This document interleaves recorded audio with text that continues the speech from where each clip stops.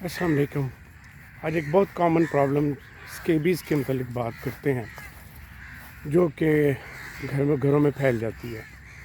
اس طرح کی ایچنگ ہے جو کہ تقریباً ہر ایک کو گھر میں ہو جاتی ہے، چھوٹی عمر سے بچے کے اور بڑے بزرگوں تک کوئی بھی اس سے نہیں بچتا، اور جب ایک فرد کو ہوتی ہے تو آہستہ آہستہ یہ سب کے اندر چلی جاتی ہے، سب میں پھیل جاتی ہے، کیونکہ اس کا کاز ہے وہ اسکیبیز مائٹ ہے، جس کو سارکوپٹس اسکیبیائی کہتے ہیں،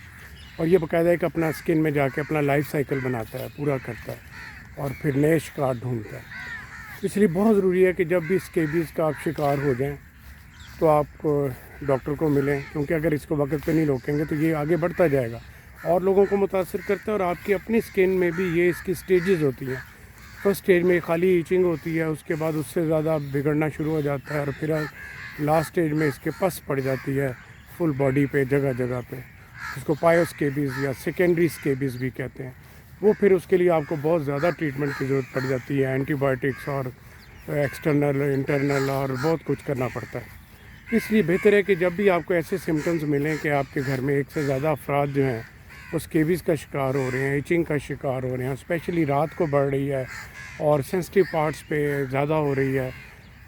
خاص طور پہ ہاتھ کی انگلیوں میں اور جینیٹلز پہ، تو آپ کو ضرور ڈاکٹر کو کنسلٹ کرنا ہے۔ اسکیبیز کا علاج ویسے تو سب ڈاکٹر کر لیتے ہیں، لیکن اگر آپ مزید احتیاط چاہیں تو آپ اسکیبیز کے لیے جو کنسلٹنٹس ہیں، جو اس کے ڈرماٹولوجسٹ ہیں، آپ ان سے کنسلٹ کر سکتے ہیں۔ وہ اس کو آپ کو پورا ایک پلان بنا کے دیں گے کہ آپ نے اس کو کس طریقے سے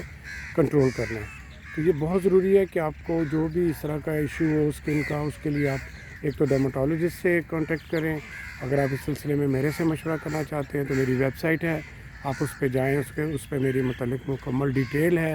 میرے دونوں کلینک کے میپس ہیں، اور میرے میسیجز کے لیے اس پہ نمبر بھی میرا دیا ہوا ہے، تو آپ مجھے میسیج کر کے بھی پوری ڈیٹیلز لے سکتے ہیں۔ آپ کا بہت شکریہ۔